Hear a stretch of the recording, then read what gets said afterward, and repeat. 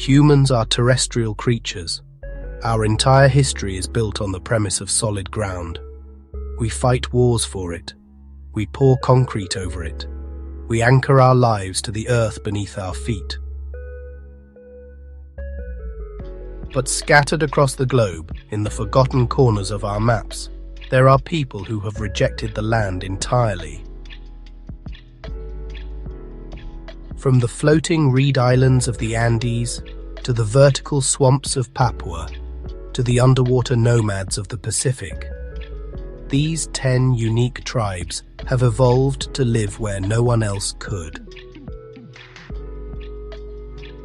They don't just survive the water, they have become part of it. Welcome to the impossible world of the swamp people. Our journey begins at the top of the world, Lake Titicaca, straddling the border of Peru and Bolivia. Here, at 3,800 meters above sea level, lives a tribe that didn't just find an island, they built one. Centuries ago, to escape the expanding Inca Empire, the Uros people fled into the freezing lake. With no land to call their own, they turned to the only resource they had, the totora reed. The ground beneath an Uros family isn't rock or soil.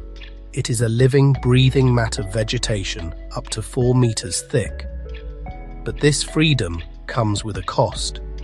The bottom of the island is constantly rotting away. Every 2 weeks, fresh reeds must be added to the top layer. It is a never-ending cycle of maintenance. If they stop building, they sink.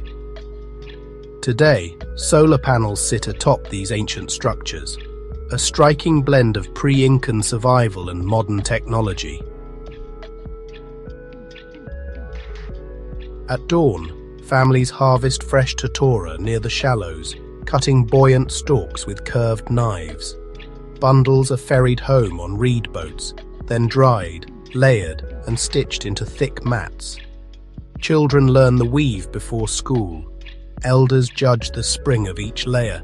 Too soft and ankles sink, too stiff and rain will pool. Maintenance never stops. Anchors of rope and eucalyptus stakes pin platforms against storm surges. Solar panels power radios and lamps.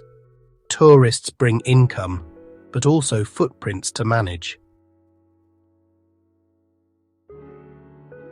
Between faith, craft, and modern tech, the Uros balance a living island, one that rises, rots, and is rebuilt again and again.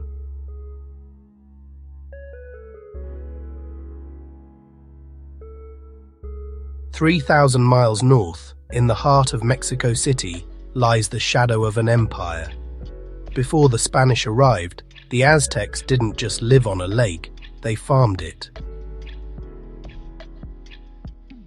This is Xochimilco, the last breath of the great Aztec lake system. These are not natural islands, they are Chinampas, artificial gardens engineered by hand.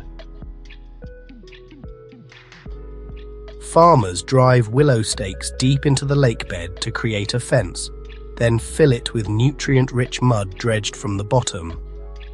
The willow trees take root, anchoring the island, while the water constantly irrigates the crops from below.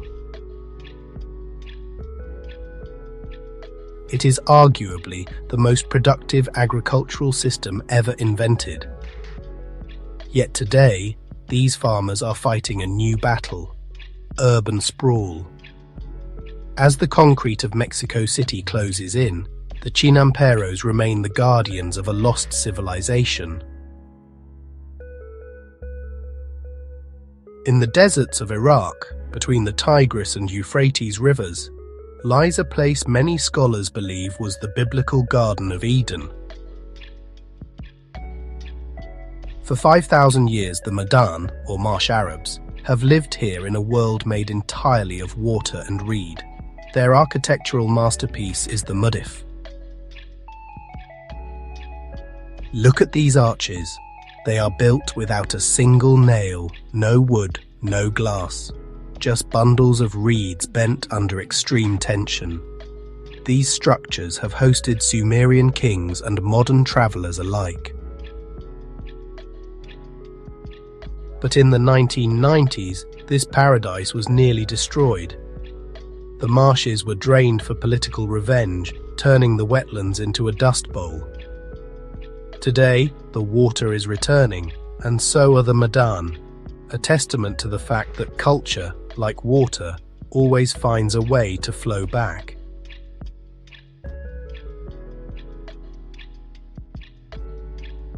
In West Africa, on Lake Nokwe, stands a city that shouldn't exist, Ganvie. Known as the Venice of Africa, this isn't a tourist attraction, it's a fortress. 300 years ago, the Tofinu people fled here to escape slave raiders. The raiders believed a terrifying demon lived in the water and refused to enter the lake. The water became their wall. Today, 30,000 people live suspended on bamboo stilts. Children learn to row before they learn to walk. The marketplace floats, the school floats, even the post office floats. They have developed a unique system called akaja, planting branches in the mud to create artificial reefs that attract fish. It is a complete ecosystem, born from the need for freedom.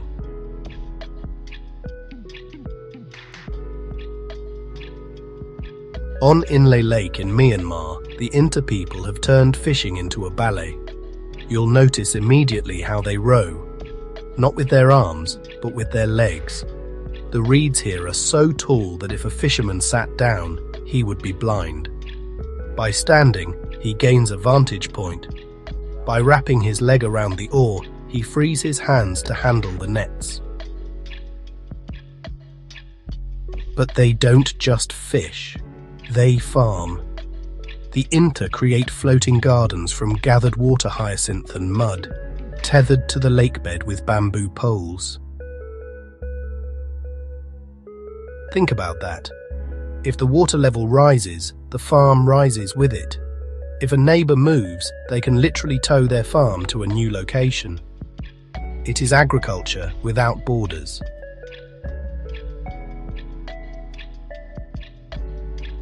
Tomatoes, cucumbers and gourds thrive on buoyant beds.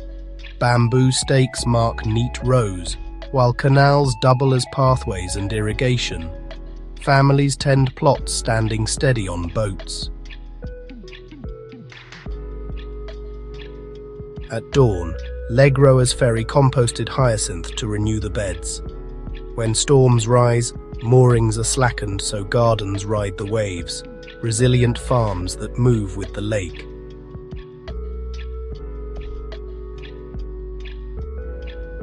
Most lakes are static, but in Cambodia, the Tonle sap breathes. During the monsoon, the Mekong River becomes so powerful it reverses its flow, pushing water back up into the Tonle sap, expanding the lake to 5 times its normal size. For the communities living here, permanence is a trap. If you build a fixed house on the shore, you will be underwater in July and stranded miles from the water in February. The solution? Mobility. Entire villages here are built on floating barrels and bamboo. When the lake takes a breath, the village moves with it. Schools, temples, basketball courts. Everything migrates in a slow, rhythmic dance with the seasons. In Botswana, the Okavango River never reaches the sea. Instead, it spills into the Kalahari Desert, creating the world's largest inland delta. This is a paradise but a deadly one. The water hides crocodiles, hippos, and shifting currents. To navigate this maze, the locals developed the Mokoro. Carved from a single tree trunk, or now fiberglass, these shallow draft canoes are silent and swift. The polar stands at the back, reading the ripples, avoiding the deep channels where the hippos sleep. Life here is ruled by the flood pulse. They know exactly when the waters from the Angle and Highlands will arrive, planting their crops in the rich silt the moment the water recedes.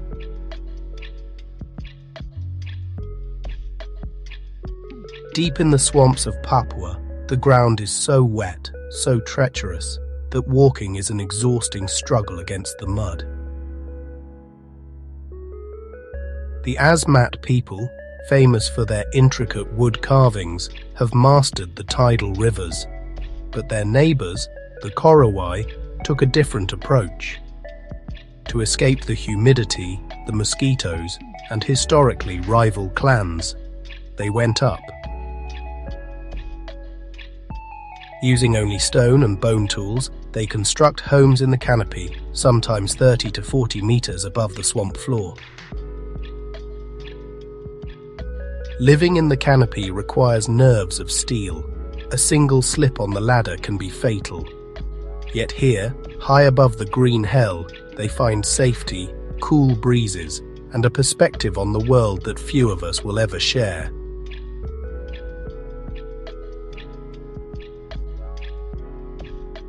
For most of history, borders were drawn on land. But for the Orang Laut, literally the sea people, the ocean was a highway, not a barrier. Roaming the straits between Singapore, Malaysia, and Indonesia, they lived their entire lives on small wooden boats called lepa. They were the guardians of the spice routes, knowing the reefs and currents better than any European navy. But the modern world has little patience for nomads. Today, national borders and bureaucracy are forcing the Orang Laut onto land.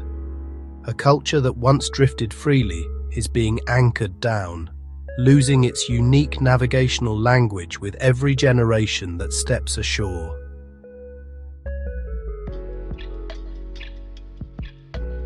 And finally, we reach the ultimate adaptation, the Bajau. Many tribes live on the water. The Bajau live in it. Known as sea nomads, they spend so much time diving that they have evolved differently from you and me. Scientific studies have found that the Bajau have spleens 50% larger than the average human. This genetic mutation acts like a biological scuba tank, releasing a boost of oxygenated red blood cells during long dives.